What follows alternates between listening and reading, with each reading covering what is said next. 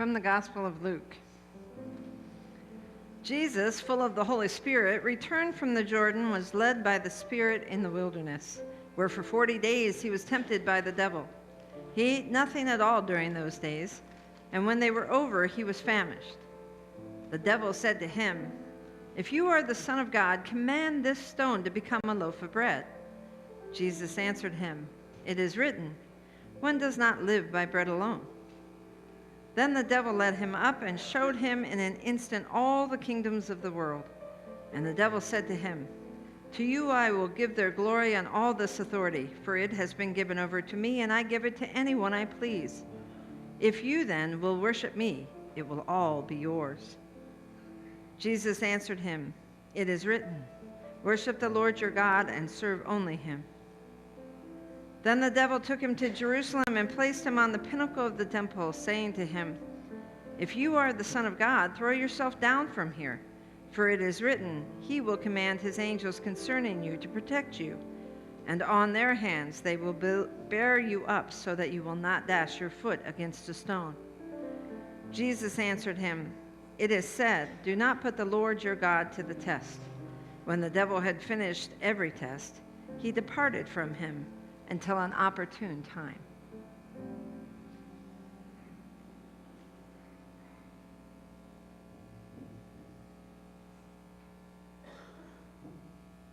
May the words of my mouth and the meditations of our hearts be acceptable in thy sight, O Lord, our strength and our Redeemer.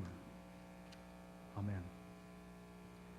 So Lent is that 40-day period between Ash Wednesday and Easter Sunday, not counting the Sundays, however, in which Christians prepare for Easter by remembering Christ's sojourn in the wilderness as he's sorting out what is his precise calling in life, probably having received a significant sign of that at his baptism, and now struggling to kind of reconcile that vision with his everyday life. During Lent, Christians often have been known to give something up because they realize Jesus gave up food in the wilderness. But little known fact, Lent is actually more about taking something on than giving something up. Jesus took on a big, bold new project to discern what it meant to be the Messiah of God in the wilderness. Yes, he gave up food, but in order to take on a much larger challenge. And so oftentimes it's helpful to think about what we'll take on during Lent that will require us to let go of something else. So on Wednesday, on our Ash Wednesday service, I suggested one way to try to figure out what might be helpful to take on during Lent. If you think about if you were given a terminal diagnosis that you have 2 years to live, what would you do in the next 2 years? Now, I'm not suggesting that you could just go do that during Lent. However, you might want to pay attention to what is it that I would be doing that's different than I am now, and asking maybe as a Lenten practice, well, could I weave at least some of those things that I would have been doing into my life? Because maybe I've been putting them off. Maybe I haven't been spending enough time catching up with my family or being an artist or whatever it is that you would do during those 2 years. Think about how to make your life more meaningful during Lent, during these 40 days. Just try that on. If it doesn't work, hey, Lent's over in 40 days, right?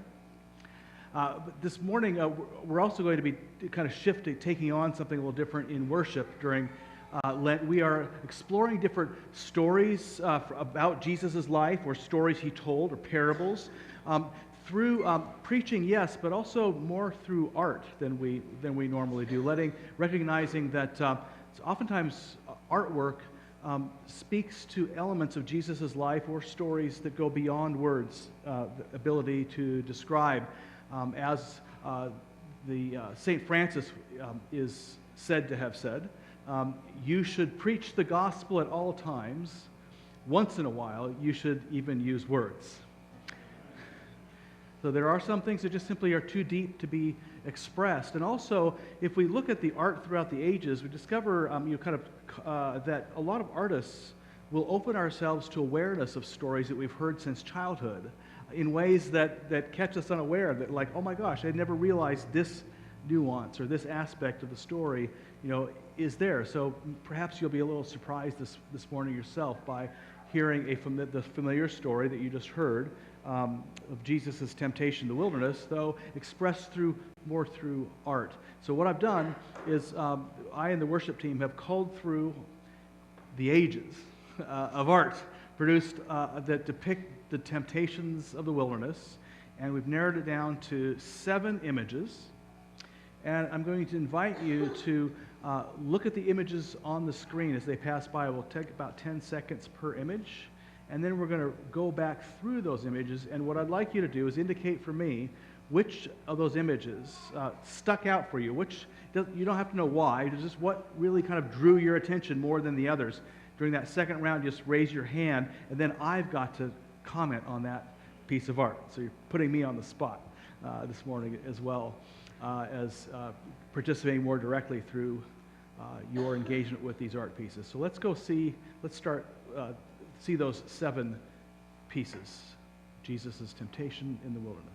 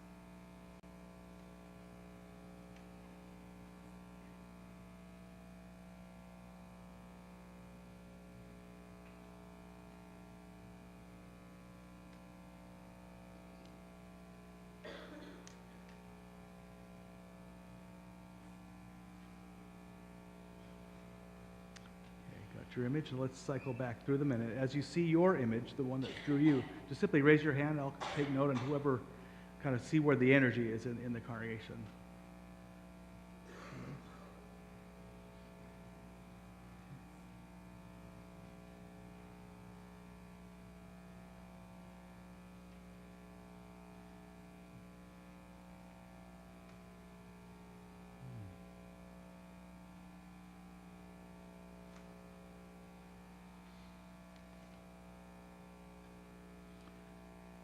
You guys are pretty even.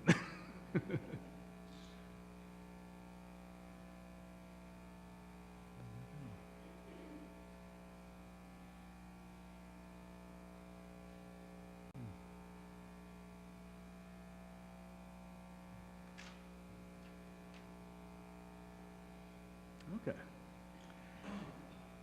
So we're going to be able to reflect on more than one of these, but let's certainly those, the first 2, I think probably about half of you between the first 2 indicated these drew you. And I think they're related, actually. So to me, what ties both of them together is that sense of Jesus' humanity. He looks like a real human being there who is starving, lonely. Maybe those rocks look awfully uncomfortable, too. I mean, he just looks like he's miserable.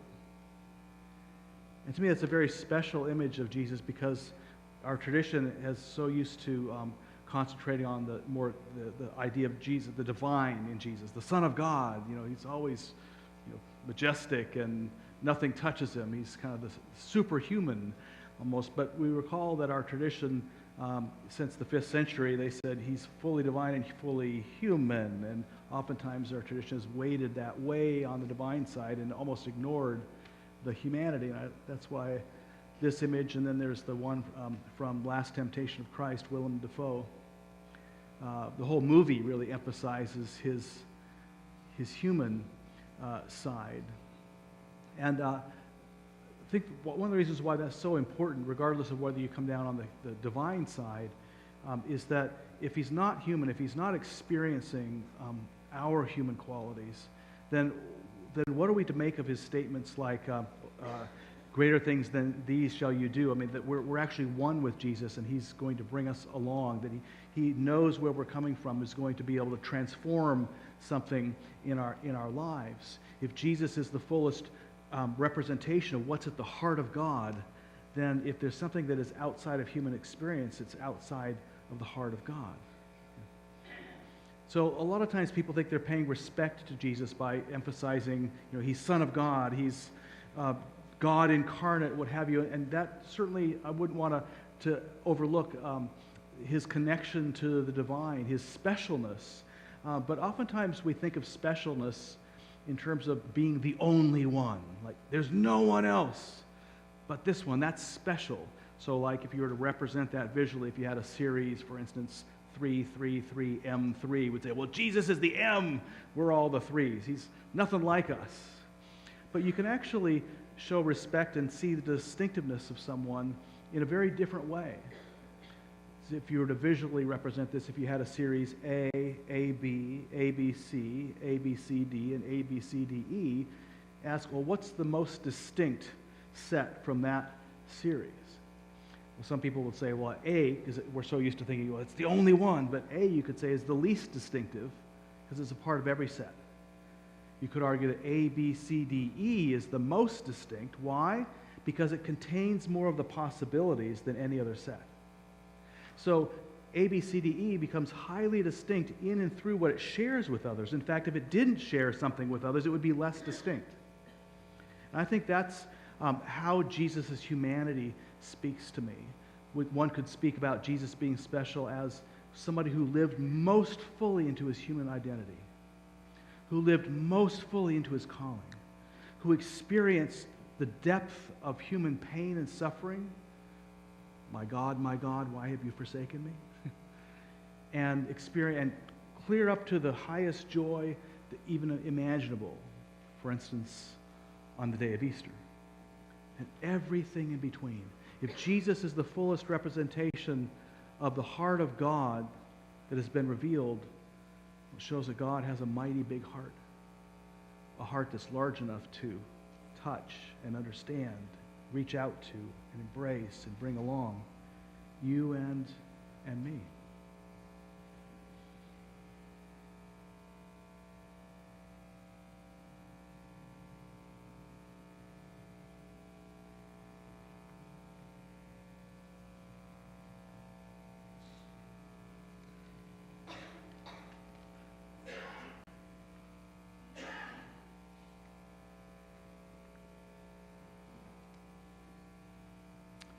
So another image that seemed to draw a fair amount of energy was that one that's where he's kind of next to that cloaked figure. You see Steve? Yeah, that one there. That's a really dark image in my mind. That's sorry, I'll get out of your way.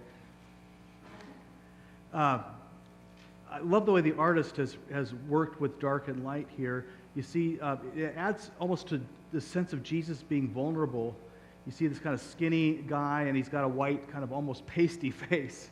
But the darkness is just utterly surrounding him, and the darkness and the light is actually there with him, but it's also being blocked by that dark figure, and the darkness is coming down from above him as well as beside him and beneath and on either side of him and underneath him. So I think about Jesus' vulnerability in the wilderness when I see this, and then there's that image of the Satan figure, this menacing person that reminds me actually of a certain series of movies, kind of popular in our society, kind of science fiction. Anything come to mind? Yeah, Star Wars. Darth Vader's boss, Darth Sidious, I think was his name. And actually, given that reminder of Star Wars, I think there are some interesting ties into that painting. If you just kind of take the Star Wars piece seriously, like for instance, this clip that shows Darth Vader and Darth Sidious talking about Luke Skywalker.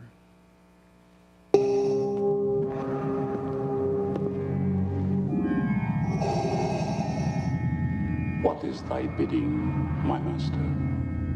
There is a great disturbance in the force. I have felt it. We have a new enemy. The young rebel who destroyed the Death Star. I have no doubt this boy is the offspring of Anakin Skywalker. How is that possible? Search your feelings, Lord Vader. You will know it to be true. He could destroy us. He's just a boy. Obi-Wan can no longer help him. The Force is strong with him. The son of Skywalker must not become a Jedi. If he could be turned, he would become a powerful ally. Yes, he would be a great asset. Can it be done? He will join us or die, Master. Yeah, I'm scared. That clip reminds me that Jesus, as a very powerful figure, if he would have turned, would have been quite a powerful figure in the other direction. That some of our greatest gifts, probably for any of us, if we are related to Jesus as fellow human beings, probably a lot of our own gifts that make us spiritually substantive. If they go the other direction, they make us substantive in another direction.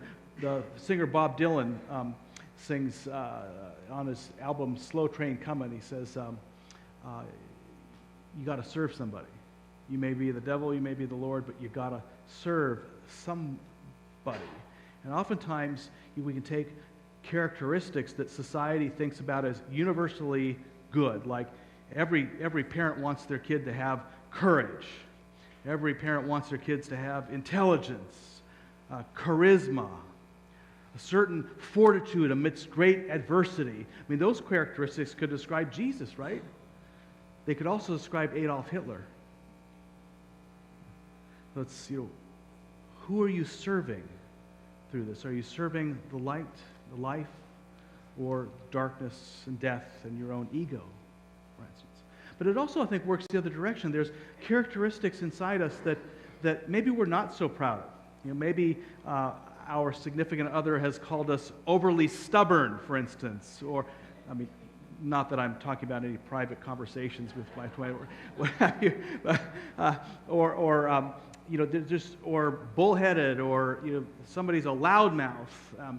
You think, oh, those are negative characteristics. But then again, if someone's representing you in a court of law, being bullheaded and stubborn can be kind of good, right, for you. Or if there is great adversity, someone who is stubborn tends to help not only themselves but other people push through that adversity. Again, it's about who are we serving? Where are your gifts and your challenges oriented?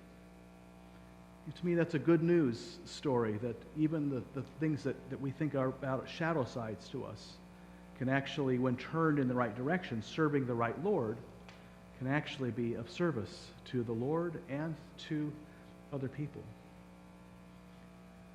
Well, perhaps from these representations in art already, we can get an inkling of some possibilities to focus on during Lent.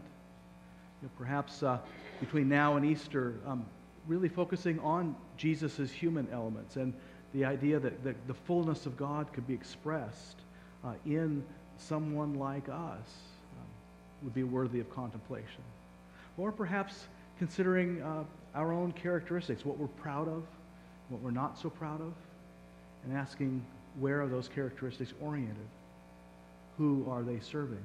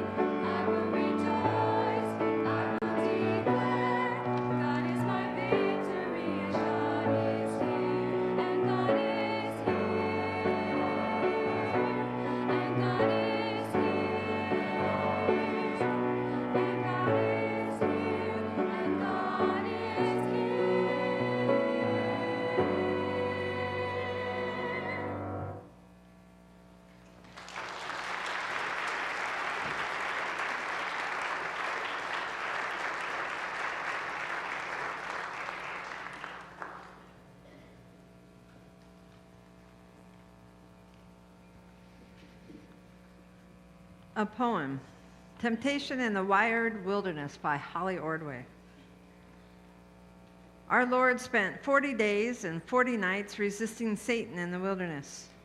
We picture barren rocks and sand. We might add in a scrubby tree or two.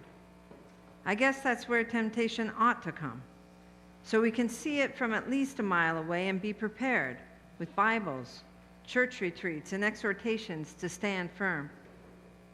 Instead, it wounds with cuts too small to see. In this, our wired wilderness, we play and work in deserts of the digital, abuzz with locust noise of clicks and tweets, and filled with lonely crowds. Our enemy is faced and fought right here, or not at all.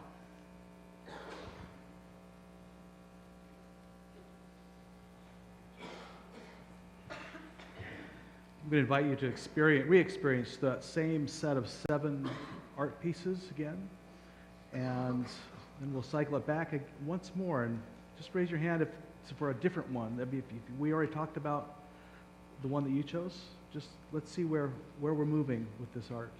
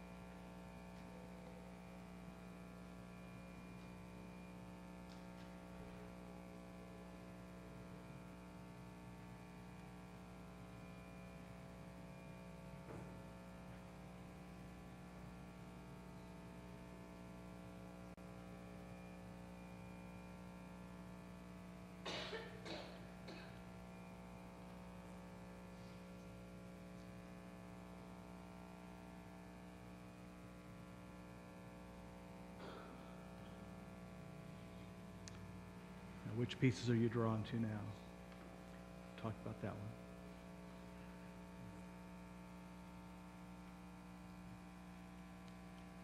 one. Let's see the ones that we haven't talked about.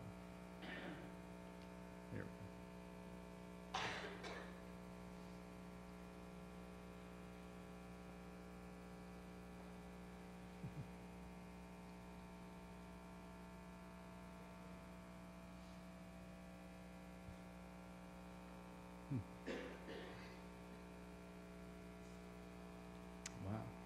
Okay.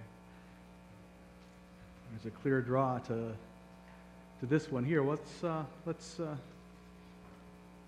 consider this one here. This was actually an image from the second temptation, where Jesus is asked to consider all the cities and villages of the world, and if he will just bow down to Satan, then he can rule over them. The real temptation to political power.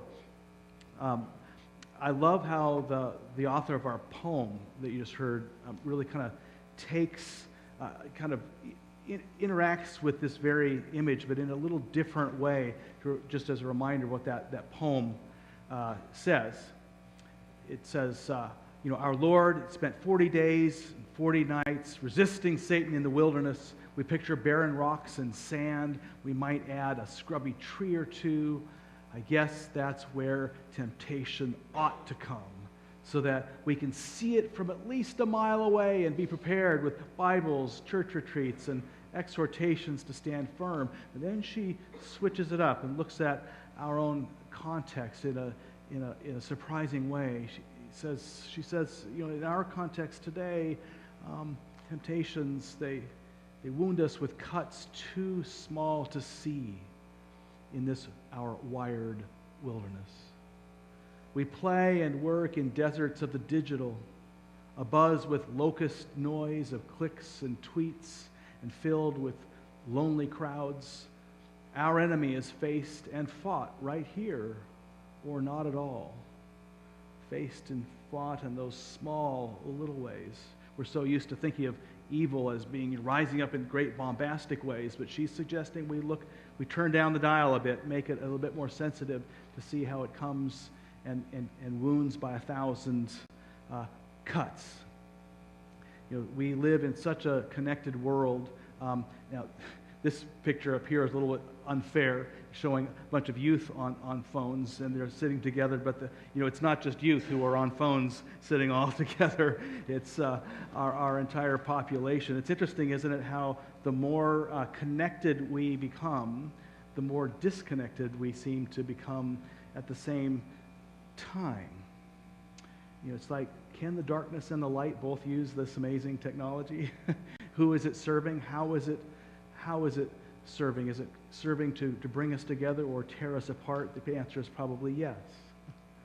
Depends on how are we interacting with that technology.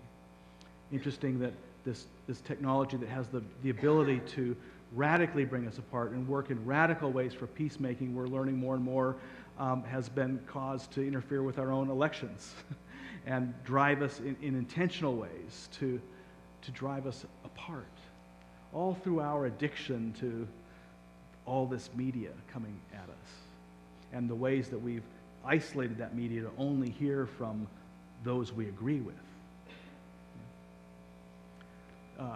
I have been listening to a book on my iPhone because I haven't had the time during Lent to read, so I'm not blaming everybody else. I'm in it with you on this. But this is a book that was written by a Harvard historian called Forged in Crisis. It just came out a few days ago. The Power of Courageous Leadership in Turbulent Times. And she goes over about 5 different figures, how they acted with courage in times when nobody really heard of them before. They rose up and helped people meet different crises. I'm on this chapter on Abraham Lincoln, who's always been a favorite, but I'm learning all kinds of things about him. One of the things I'm learning is that, when he came up and spoke to crowds, he would often speak for 2 or 3 hours. We think about the Gettysburg Address. Well, that was pretty short and sweet. Yeah, but actually the Gettysburg Address itself was preceded by 2 hours from a general talking about all of the things that happened in the battle there. And people loved it. People loved it. In fact, they felt cheated if it was only an hour, right? Just like you feel cheated when this preaching is, only 20 minutes, right? Yeah, you can relate, yeah. But isn't that interesting how times change? And attention spans and so forth. Of course, if you had to travel all day just to come and hear someone speak, you kind of wanted to get your money's worth, your time's worth. Now we just whip over in 5 minutes, right? But don't you just sometimes envy that spaciousness, that lack of needing to get to the next thing? In this respect, I find back to this picture, that spaciousness, that aloneness, that quietude, it is a temptation, but in a very good way. It's like, just to have time to breathe. Maybe time to focus more on what's important. Time to clear out all of our unnecessary concerns we didn't know were unnecessary until we took time to breathe and say, is this really what I need to be focusing my energy on? Of course, during Lent, it's all leading increasingly in our focus. Turning off the TV, turning off the radio, turning off the social media a bit, to increasingly focus on this central act in Jesus' life and ministry, which is said to reveal something that is deep in the heart of God, as a revelation of who God is and what God is about. When we remember Jesus on a night of betrayal and desertion, taking bread and breaking this bread, saying, "My friends, this is my body, which is broken for you. Do this as often as you eat of it in remembrance of me." In other words, keep this in your attention. How often do you eat?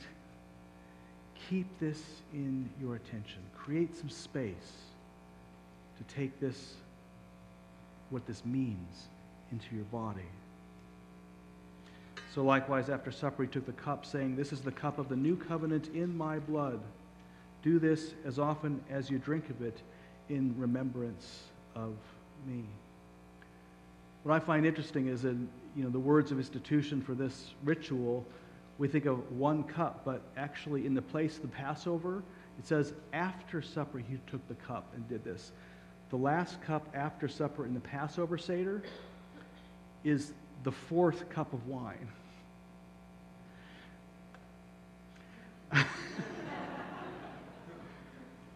But what I love about that is people who are taking the time with each other, taking their time in fellowship with one another, taking their time to enjoy good food, but also taking their time to contemplate God's mighty acts in history to free people from bondage, the Exodus in Passover Seder. And now Jesus inviting us to take time to consider God's liberating actions in our own lives and in the world, and inviting us to join in them. This morning, if you could use a little bit more liberation and throughout Lent, while we take communion, we're also have invited our Stephen ministers, one apiece, to stand on the very far ends of the sanctuary. If you could just simply use some more personal prayer, if there's something you're struggling with and you wouldn't mind having somebody to add a prayer to strengthen you, all throughout Lent, when we come forward for communion, you are invited to either continue to the left or to the right. That's my left, your right, your left, and meet one of the Stephen ministers. You'll see who they are visually when they come up here with the deacons. But it's Tom Skates and Jerry Brown. And so we invite you to partake of that as well as the elements of communion. If you'd like to receive communion from your seat, just know that that's okay too.